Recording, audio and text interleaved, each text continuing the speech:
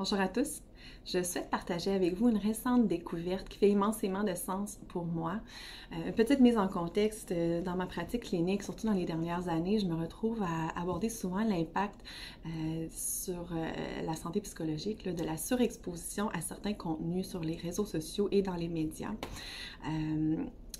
Surtout lorsque le contenu est négatif ou très, disons, va venir activer des émotions fortes comme la colère, l'injustice, la peur, l'anxiété. Et on sait que c'est ce type de contenu généralement qui a tendance à se propager davantage de par le fait que ça active des régions dans notre cerveau qui en fait le siège de la peur, donc l'amygdale, les structures, le système limbique en général.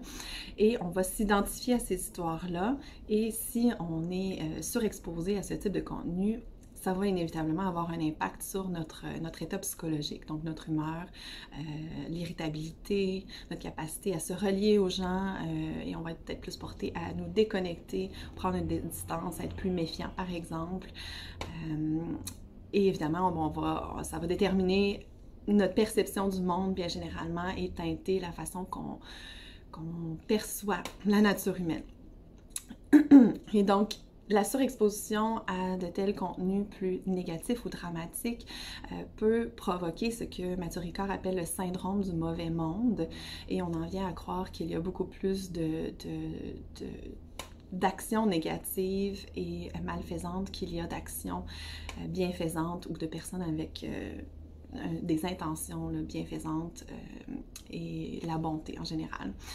Donc, ce que je propose à mes clients dans ce contexte-là, c'est pas de cesser complètement l'exposition aux réseaux sociaux ou aux médias, mais de compenser le temps passé à s'exposer à du contenu plus lourd, plus négatif, de compenser avec l'exposition à du contenu plus léger, plus positif, qui va venir éveiller en nous un certain espoir en l'humanité. Et on le ressent, hein, si vous remarquez la différence après avoir été exposé à des nouvelles très lourdes, très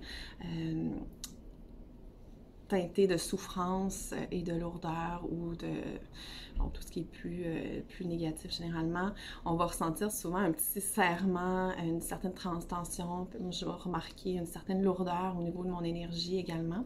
Alors que lorsque je m'expose à du contenu de gens inspirants, d'actions altruistes, généralement, je vais ressentir un dégagement, une ouverture et une certaine légèreté. Alors, je vous invite à porter attention à ces effets-là. Et donc, en clinique, lorsque je proposais de contrebalancer avec du contenu positif, j'étais un peu limitée, j'avais pas nécessairement d'idée autre que de suggérer de soit écouter des podcasts qui véhiculent des messages bienveillants ou de suivre des personnes que j'aime appeler des ambassadeurs de bienveillance, donc qui vont disséminer du contenu ou des messages qui inspirent confiance en la nature humaine ou un certain espoir en la bonté humaine.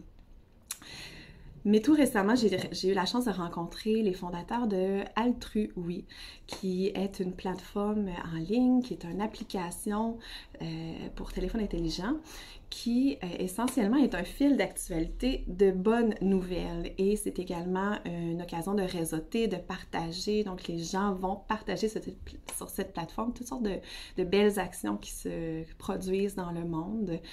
Et les médias n'en parlent pas nécessairement, c'est pas parce que ça se produit pas, c'est juste qu'il y a une certaine banalité du bien, que ça mobilise pas autant l'attention qu'il y a quelque chose de très intense ou chargé d'émotions.